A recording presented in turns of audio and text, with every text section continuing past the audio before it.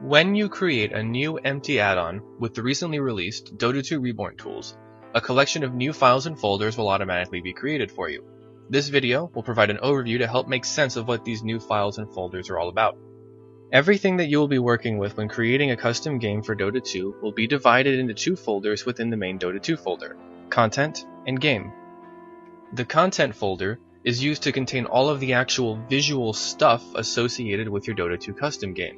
The map files created in Hammer, special custom textures that your custom game will use, as well as any custom particle effects.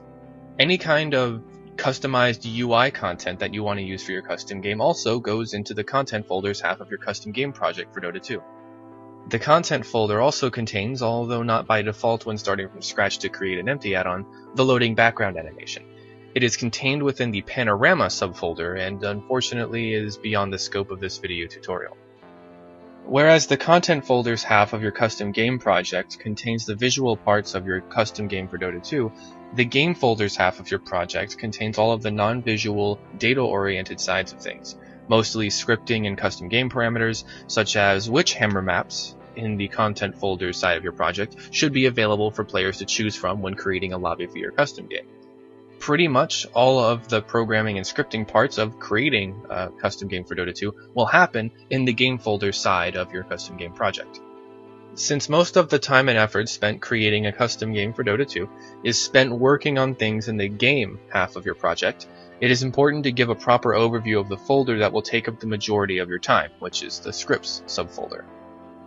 In the Scripts subfolder are two very important subfolders, NPC and vscripts. The NPC folder contains information and settings about all of the units, heroes, items, etc. that you will be working with in your custom game for Dota 2.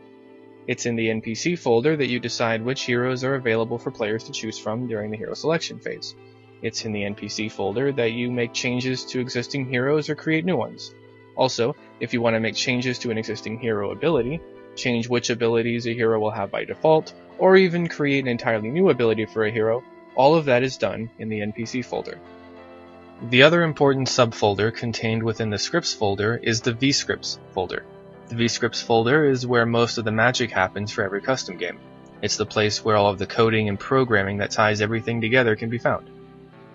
Lastly, about the Scripts folder, there are a couple things that are not added by default when creating a new empty add-on using the Dota 2 Reborn Tools: the Shops folder and the Maps folder.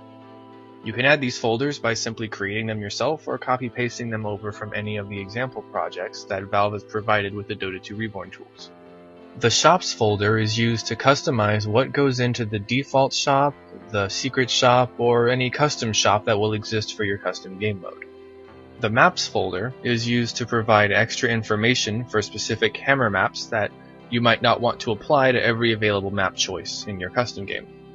When creating custom games for Dota 2, Lua is the programming language that you will be working with. Although this video is not a guide to the Lua programming language or how it is used when creating custom games for Dota 2, I have included a list of links in the description to help you become familiar with it. It's important to become familiarized with the basics of the Lua language before you start working on the programming side of creating a custom game for Dota 2. Actually getting started with the programming side of things in Dota 2, though, will be covered in the next video.